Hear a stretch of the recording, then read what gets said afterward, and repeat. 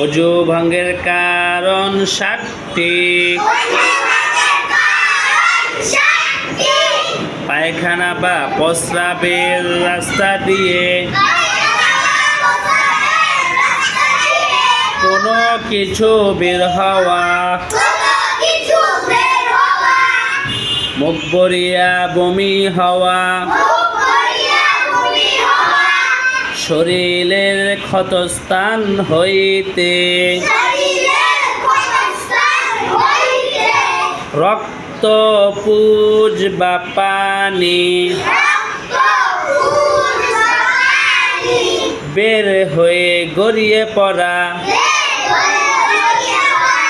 থুতুর সঙ্গে রক্তের ভাগ সমান বা বেশি হওয়া। চিত বা কাত হয়ে হেলান দিয়ে ঘুমিয়ে যাওয়া। পাগল মাতাল ও অচেতন হওয়া। নামাজে উচ্চস্বরে হাসা।